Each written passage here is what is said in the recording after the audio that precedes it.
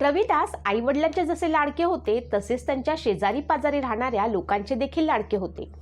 त्या परिसरात मुलेच नव्हे, म्हातारे, तरुण तसेच स्त्रियाही या गोंडस मुलाला ते लहान असताना उचलून कडेवर घेत. या जातीत यापूर्वी इतके गोंडस आणि देखणे मूल जन्माला आले नव्हते. रविदासांचा वेळ घरापेक्षा बाहेरच जास्त व्यतीत व्हायचा. आईवडील त्यांचे लाड कौतुक करण्यास तरसून जात. ते ज्या घरी जात त्या घरच्या माणसांना आनंद होत असे. ते त्यांना आनंदाने जेव घालत. एके दिवशी रविदास पाटलांच्या घरी गेले. तिथे पाटलींबाईनं दूध, तूप, लोणी खायला घातलं. जेवण झाल्यावर रविदास पाटलाच्या दाराबाहेर असलेल्या खाटेवर झोपी गेले. कामे आटोपून पाटील घरी आले तर खाटेवर लहान मूल झोपलेलं दिसलं.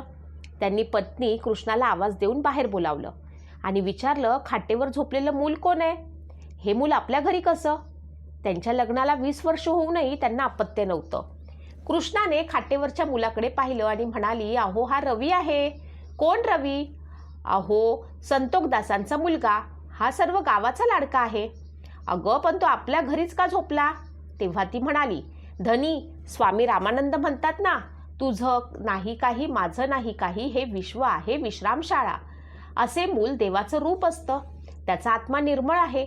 हा रवी तर आपल्या गावचा कृष्ण मुरारी आहे. होऊ शकतं त्याच्यामुळे भगवंत आपल्या घरी एखादं मूल जन्माला घालेल. मला वाटतं हा भाग्यशाली तेजस्वी मुलगा माझं मनोगत पूर्ण करेल. यांचं बोलणं चालू असताना अचानक झोपलेल्या रवीच्या मुखातून आवाज आला, कोण तुम्ही? काय पाहिजे? कृष्णा म्हणाली, आम्हाला एक मूल हवंय. तेव्हा त्यांनी सांगितलं, ठीक आहे, तुम्हाला मुलाची प्राप्ती होईल. देवाची भक्ती श्रद्धेनं करत जा. वाईट गोष्टी सोडून द्या. लोकांचे भले करा. साधू संतांची सेवा करा. आणि लगेचच रविदास चूप झाले. इकडे रविदास दिवसभर घरी न आल्यानं आईवडील चिंतित झाले होते. गावातील लोकांना कळल्यावरती तेही रवीच्या आईवडिलांना बरोबर रविदासांचा शोध घेऊ लागले. सर्वत्र शोध घेणे सुरू होते. गावातील घरोघरी जाऊन शोध घेतला, पण रविदासांचा पत्ता लागला नाही. आईचा धीर सुटला. ती आकांत करून देवाला विनवणी करू लागली. त्यातील एक जण म्हणाला, आपण सर्व शोधले, फक्त पाटलाचं घर राहिलंय. चला त्यांच्याकडे विचारू. तिथे नसला तर ते आपल्याला शोध कार्यात मदत तरी करतील. सर्वजण पाटलाच्या वाड्याकडे निघाले. पाटलाच्या वाड्याच्या बाहेर पाटील पाटील असा मोठ्यानं आवाज देऊ लागले. इतक्यात लोकांच्या हाका ऐकून पाटील बाहेर आले. वाड्यासमोर एवढी गर्दी पाहून पाटलांनी विचारलं, काय झालं? कळसाबाई आपले अश्रू पुसत समोर येऊन म्हणाली, आमचा मुलगा सकाळपासून गायब आहे. त्याला कुणीतरी उचलून नेले. तो कसा असेल, कुठे असेल, देव जाणे. बस इतक्यासाठी एवढा गलका. आपण जर रवीला परत आणलं तर?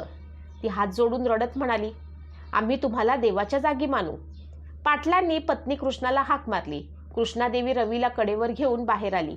रवीला पाहताच कलसाबाई पुढे होऊन रवीला आपल्याकडे घेतले. तिच्या डोळ्यातून अश्रू वाहू लागले, पण ते आनंदाचे होते. रविदासांच्या चेहऱ्यावर जन्मापासूनच एक आगळे वेगळे तेज होते.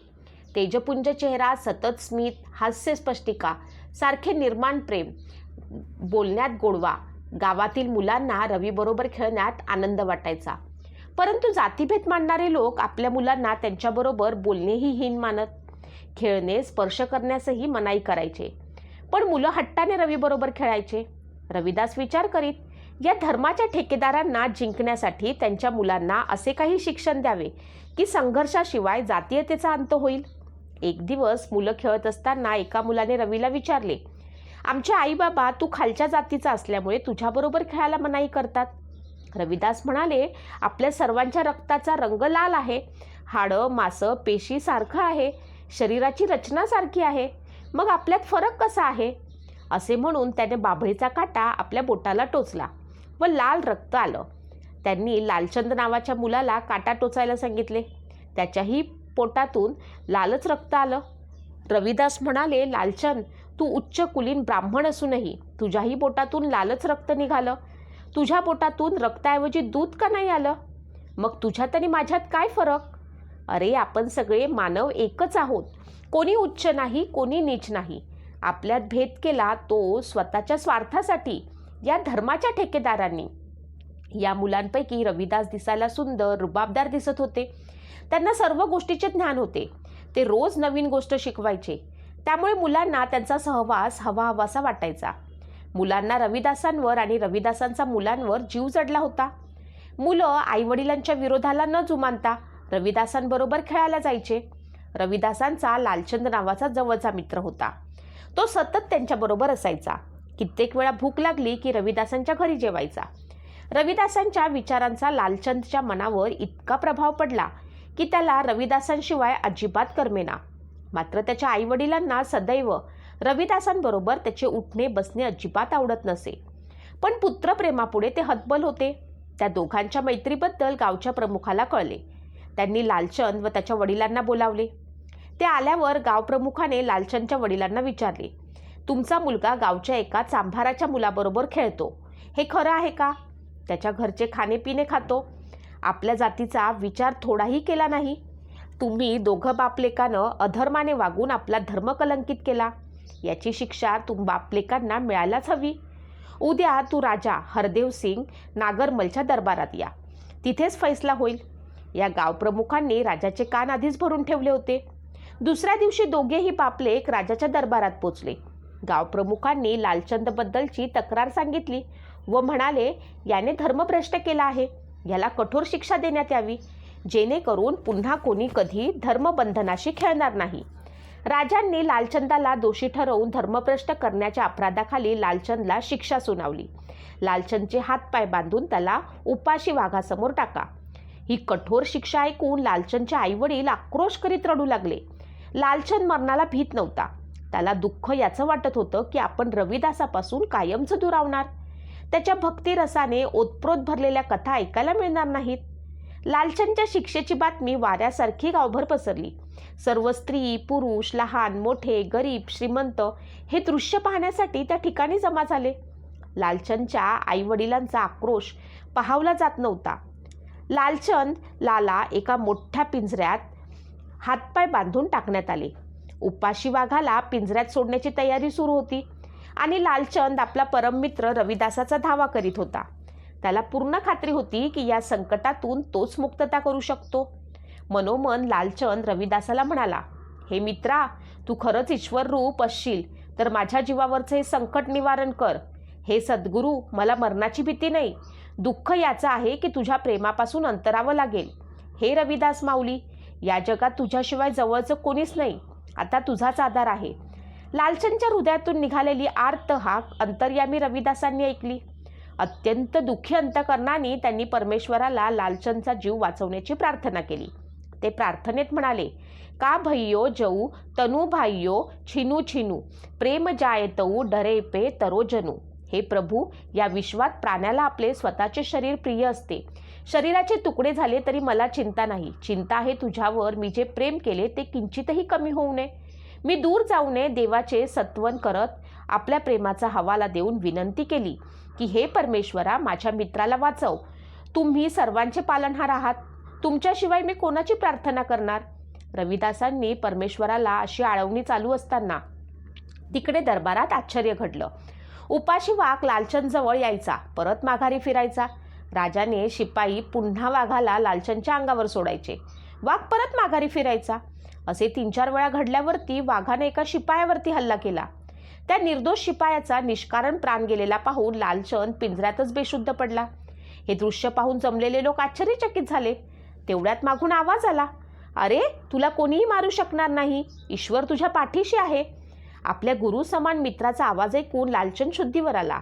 राजाज्ञाने त्याला पिंजऱ्याच्या बाहेर काढण्यात आले. बाहेर आल्यावरती तो धावत जाऊन रविदासांच्या पायाशी लीन झाला. जय जयकार केला. आईवडिलांना म्हणाला, पाहिलं तुम्ही, मी केवळ रविदासाच्या प्रेमभक्तीच्या प्रभावाने वाचू शकलो. अशा प्रकारे प्रभू भक्तीच्या अतिउच्च टोकावरती पोचलेल्या रविदासांनी आपल्या मित्राला भुकेलेल्या वाघाच्या जबड्यातून परत आणलं. भयमुक्त लालचंदने आपल्या गुरुतुल्य मित्राला कडकडून मिठी मारत म्हणाला, रविदास, आज मी केवळ तुझ्यामुळे वाचलो. जमलेले लोक रविदासांचा जय जयकार करू लागले. त्यांना शांत करीत रविदासांनी अभंगातून संदेश केला, जऊ तुम दिवरा तऊ हम वाती, जऊ तुम विरथ तऊ हम जाती. हे परमेश्वरा, जर तुम्ही दिवा असाल, मी सदैव दिव्यासोबत जळणारी वात आहे. हे प्रभू, जर तुम्ही तीर्थक्षेत्र असाल तर मी तीर्थाला येणारा यात्री आहे. अशी माझी तुमच्यापाशी असलेली प्रीती कधीच तुटणार नाही. सर्वांना पुन्हा रविदासांचा जय जयकार करत आपापल्या घराकडे निघाले. एकदा रविदासांची आत्या त्यांना भेटायला आली. त्यांना खेळण्यासाठी चांबड्यापासून बनवलेला एक सुंदर सशाची खेळणी आणली होती. रविदास त्या खेळण्यासोबत खेळू लागले. खेळताना ते त्या चांबड्याच्या सशाला पायाने ढकलायचे. लाद बसली की खेळणी लांब जाऊन पडायचं. त्याचं खेळणं पाहून घरातील लोक, नातेवाईक, आत्याच्या भेटीस आलेले शेजारी रविदासचं कौतुक पाहून आनंदित होत होते. 2-3 वेळा असे खेळ खेळल्यावर पुन्हा जेव्हा त्यांनी लाथ मारली आणि एक नवल घडले. लाथ बसताच तो कातड्याचा ससा खरोखर जिवंत झाला, धावू लागला, उड्या मारू लागला. उपस्थित लोकांना अतिशय आश्चर्य वाटलं. तो ससाही आनंदाने उड्या मारतच रविदासांशी खेळू लागला. त्यांच्या खांद्यावरती उड्या मारू लागला. रविदासने त्याला पुन्हा लाथेनं झिडकारलं. त्याबरोबर ससा उड्या मारत बाहेरच्या बागेत निघून गेला. तेवढ्यात आत्याचे यजमान आले. घरच्यांनी ससा जिवंत झाल्याचं सांगितल्यावरती तेही आश्चर्यचकित झाले. त्यांना खरं वाटे ना? कसं वाटेल? कारण त्यांनी तो ससा खेळणं म्हणून स्वतः कातड्यापासून बनवला होता. रविदासांची अगाध लीला, निर्जीवाला सजीव करण्याचं सामर्थ्य पाहून हा कोणी दिव्य पुरुष आहे या भावनेनं उपस्थित सगळेजण त्यांच्या चरणी लीन झाले. आपल्या मृतवत झालेल्या समाज मनात नवचैतन्याचे प्राण रविदास ओततील ही भावना त्यांच्या मनी निर्माण झाली. कालचक्र फिरत होतं. रविदास मोठे होत होते. त्यांचा शांत मृदू स्वभाव आणखीन विकसित होत चाललेले व्यक्तिमत्वामुळे सर्वजण प्रभावित होत होते. सिर गोवर्धन पुरात 50-60 वर्षांची एक कर्मावती नावाची वृद्ध स्त्री राहत होती. रविदासांची आजी लखपती आणि कर्मावतीचे सलोख्याचे संबंध होते. बऱ्याच वेळा रविदासला बरोबर घेऊन आजी गप्पा मारायला कर्मावतीकडे जायची. कारण कर्मावती आंधळी असल्यामुळे लखपतीकडे येऊ शकत नव्हती. तिला अंधत्व येऊन 30 वर्षापेक्षा जास्त काळ लोटला होता. ती आंधळी असली तरी घरची सगळी कामं करायची. इतकेच काय, ती चरख्यावरती, टळकीवरती सूत पण कातायची. दोघी म्हाताऱ्यांमध्ये गप्पांमध्ये त्या गतकाळाच्या आठवणी असायच्या. कर्मावतीने पूर्वी भोगलेले वैभव, आता आलेली गरिबीचे वर्णन असायचे. रविदास त्यांच्या गप्पात रमून जायचे. एकदा आजीने कर्मावतीला विचारले, मी इथे जेव्हाही येते त्यावेळी तू चरख्यावरती सूत कातताना दिसतेस, याचं काय कारण? लखपती आजीनं कर्मावतीच्या काळजालाच हात घातला होता. कर्मावती रडत रडत म्हणाली, ह्या सूत कातण्यावरच माझ्या घरची चूल पेटते. मी अंध असल्यामुळे सूताचा दर्जा चांगला राहत नाही. शिवाय सूत पण कमी कातलं जातं. एकदा कर्मावती चरख्यावरती सूत कातत होती. छोटे रविदास एकटेच तिच्या घरी गेले. हळूच पाय न वाजवता त्यांनी कर्मावतीचे कातून ठेवलेले सूत धाग्याची टोपली उचलून बाजूला जाऊन उभे राहिले. कर्मावतीने कातलेले सूत टाकण्याच्या उद्देशानं टोपलीच आज पडली, पण हाताला लागली नाही. काही वेळाने रविदासांनी ती टोपली पूर्वीच्या ठिकाणी आणून ठेवली. तिच्या लक्षात आलं, कोणीतरी जवळपास आहे, आपली गंमत करत आहे. शेजारची मुलं तिची अशी गंमत नेहमीच करत असत. तिने पुन्हा सुरुवात केली. रविदासांनी अडथळा निर्माण केला. तिने ओळखलं. तिने आपले हात लांब करून रविदासाला पकडलं. ते तिच्या पकडीतून सुटण्याची धडपड करू लागले, पण म्हातारीच्या मजबूत पकडीतून सुटू शकले नाहीत. तिनं विचारलं, कोण आहे? रविदासने आपल्या इवल्याच्या हातानं तिचे डोळे झाकून म्हणाले, आजी स्वतःच बघ, मी कोण आहे? कर्मावतीने डोळे उघडून पाहिले आणि काय आश्चर्य, तिला स्पष्ट दिसू लागलं. रविदास तिला न्याहाळीत होते. तिने जाणले, ही किमया रविदासांची आहे. तिनं भक्तिभावानं रविदासांचा हात जोडले. गदगद होत म्हणाली, हे बाळ महाराज, आपण माझ्यावरती अनंत उपकार केले. मला नवी दृष्टी देऊन जणू मला नवजीवन दिलं. धन्य तुझे माता पिता, ज्यांच्या पोटी तू जन्माला आलास. कर्मावतीला इतका आनंद झाला की डोळे भरून काय पाहून काय नाही असं झालं. तिला तंद्रीत सोडून रविदास हळूच तिथून पसार झाले. तंद्रीतून जागी झाल्यावर तिने रविदासांना डोळे भरून किती पाहू म्हणून समोर पाहिलं, तर रविदास केव्हाच निघून गेले होते. ती लगेच रविदासांच्या घराकडे निघाली. त्यांच्या घरी येताच आनंद तिशानं घडलेली घटना घरच्यांना सांगितली. कर्मावतीला दृष्टी आलेली पाहून सर्वांनाच आनंद झाला. कळसादेवी मुलाचे कौतुक ऐकून धन्य झाली. कर्मावती म्हणाली, मला दृष्ट प्राप्त झाली ती केवळ रविदासांमुळे. तुमच्या घरात एक महान महात्म्याचा जन्म घेतला आहे आणि रविदास आपण त्या गावचे नाही या भावनेने वावरत होते. मुलं सुसंस्कारी बनवण्यात आईचा मोठा वाटा असतो. त्याची पहिली गुरु ही आईच असते. रविदासांच्याही भक्तिप्रेमात त्यांच्या आईचे योगदान मोठे होते. नवस सायास देवभक्ती करून उशिरा झालेले असल्यामुळे रविदासांचे लालन पालन मोठ्या लाडा कौतुकात होत होते. परमेश्वरावरती विश्वास असणाऱ्या कलसादेवीनं त्यांच्यावरती असे संस्कार केले की त्यांचे नाव भारतातच नव्हे तर जगाच्या कानाकोपऱ्यात अजरामर झाले. त्यांना उत्तम शिक्षण दिले. थोरा मोठ्यांची चरित्र, शूरवीरांच्या शौर्याच्या गोष्टी सांगितल्या. त्यामुळे रविदास निर्भय बनत गेले. रविदासांची आई कलसादेवींनी त्यांच्यावरती उत्तम संस्कार केले. त्यांना साधू संतांची चरित्रे सांगितली. त्यामुळे ते भक्तिमार्गास लागले. संत साहित्य वाचून स्वतः दोहे, अभंगांची निर्मिती करू लागले. थोरा मोठ्यांचा आदर करणे, घरी आलेल्या साधू संतांची सेवा करणे वगैरे गोष्टी कलसादेवीनं रविदासांच्या अंगी भिनवल्या. वेळोवेळी रोहिदासांना ज्ञानामृत पाजल्यामुळे ते आईची आज्ञा परमेश्वराची आज्ञा मानायची. आईवडिलांची सेवा करणे आपले आद्य कर्तव्य आहे हे त्यांच्या मनात रुजवलं. अशी ही ज्ञानामृत पाजणारी आई रविदासांचे 5 वर्षांचे असताना त्यांना सोडून देवाघरी निघून गेली. रविदास मातृप्रेमाला दुरावले. त्यांचं बालवय रडायचं, पण त्यांची परमेश्वरी संकेतांशी ओळख असल्यामुळे आपलं दुःख आवर्त घेतलं. त्यांचे लालनपालन आजी लखपती व आजोबा काळूरामजीनं केलं. दोघांचाही लाडका असल्यामुळे त्यांना आईची उणीव कधी जाणवली नाही. जाणवली असली तरी त्यांनी व्यक्त होऊ दिली नाही. रविदासांचे देवाला वेड दिवसेंदिवस वाढतच होते. त्यांना धंद्यात गुंतवले तर देवाची आसक्ती कमी होईल म्हणून त्यांचे वडील संतोखदासांनी 2 जोड्यांचे जोड देऊन त्यांना बाजारात पाठवले. बाजारातील एक उंचवटा पाहून रविदास जोडे विकण्यास बसले. सकाळपासून दुपारचे कडक ऊन झाले तरी कोणी आले नाही. गिराईक नसल्यामुळे रविदास ईश्वर चिंतनात मग्न झाले. दुपारी त्यांना दिसते की 2 साधू इतक्या कडक उन्हात अनवाणी चालत आहेत. पाय त्यांचे आहेत, पण अंतकरण रविदासांचं होरपळून निघत होतं. त्यांनी त्या साधूंना आवाज दिला. म्हणाले, एवढ्या कडक उन्हात आपण अनवाणी का चालता? साधू म्हणाले, बाळ काय करणार? आम्ही साधी सुधी संत माणसं, कफल्लक आहोत. भिक्षा मागून जगणं एवढंच आमच्या हाती आहे. कोणी दानी माणसाने काही दिलं तर त्यावर जगतो, नाहीतर प्रभुभजनामध्ये राहून स्वतःला विसरून जातो. रविदास म्हणाले, हे मुनिवर, मी सुद्धा गरीबच आहे. तुम्हाला देण्यासाठी माझ्याजवळ काही नाही. हे 2 जोड्यांचे जोड आहेत. सकाळपासून कोणी गिऱ्हाईक आलं नाही. कृपया आपण याचा स्वीकार करावा. एवढेच बोलून थांबले नाहीत तर स्वतः रविदासांनी त्या साधूंच्या पायात ते जोडे घालून दिले. रविदासांची दयाळू वृत्ती पाहून साधू प्रसन्न झाले. दोघांनी त्यांना आशीर्वाद दिला. भगवान तुझे कल्याण करील. घरी रिकाम्या हाताने आलेला रविदासाला पाहून वडिलांनी विचारलं, पोरा, दोन्ही जोड्याचे जोड विकून आलास? शाब्बास. बाबा, विकून नाही, खरा व्यवहार करून आलो. 2 अनवाणी साधूंच्या पायात जोडे घालून आलो. संतोखदास उपहासाने म्हणाले, होय बाळा, तुझा व्यवहार नेहमीच खरा असतो. महाराष्ट्रात एक संत तुकाराम महाराज आहेत, व्यापारी आहेत, पण त्यांचाही व्यवहार तुझ्याच सारखा खरा आहे. अरे, रोज अशी साधू संतांची सेवा केली तर पोटात काय काटे भरायचे?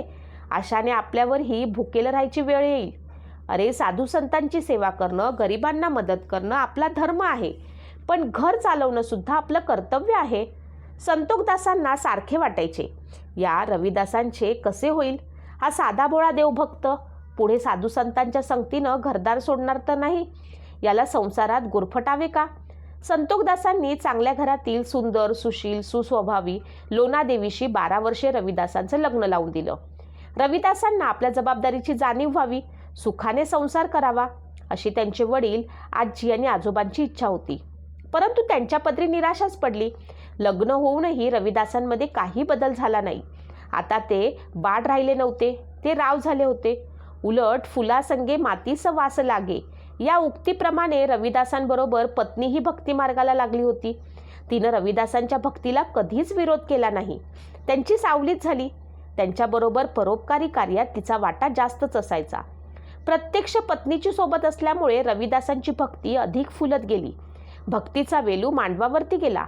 भजन, सत्संग करणे, त्यांच्याबरोबर धर्मावर चर्चा करणे, वेद पुराणातील गोष्टी ऐकणे, गोरगरिबांची मदत करणे इत्यादी गोष्टीमुळे रोहिदासांचं लक्ष संसारातून उडत चाललं होतं. संसार करावा नेटका हे त्यांच्या गावीही नव्हतं. त्यांच्या अशा वागण्यानं एक दिवस संतोखदास रागावून म्हणाले, तू आता मोठा झालास, तू वेगळा होऊन संसार करणं तुझ्या हिताचं राहील. त्यांचा उद्देश होता की अंगावरती जबाबदारी पडली की रविदास मार्गी लागेल. पण त्यांचा अंदाज पार चुकला. रविदासांनी पित्याची आज्ञा शिरसावंत मानून घराजवळ चिंचेच्या झाडाशेजारी एक झोपडी बनवली. झोपडीसोबत दुकानासाठी एक उंचसा ओटा व गिराईकांना बसवण्यासाठी 2 ओटे बनवले. लोनादेवीने शेणाने सारवले. झोपडीत सामानाची मांडामांड झाली. त्या चंद्रमोळी झोपडीत संसार सुरू झाला. संतोखदासांनी त्यांना वडिलोपार्जित इस्टेटीतील सुतळीचा तुकडाही दिला नव्हता. वडिलांनी आपल्याला आर्थिक मदत केली नाही म्हणून त्यांनी कधी वडिलांशी वाद घातला नाही की गावात कोणाकडे तक्रार केली नाही. उलट आपल्याच मनासारखे झाले असे त्यांना वाटत होते. आता परमेश्वराचे नामस्मरण चिंतन करण्यास कोणाचा अडथळा येणार नाही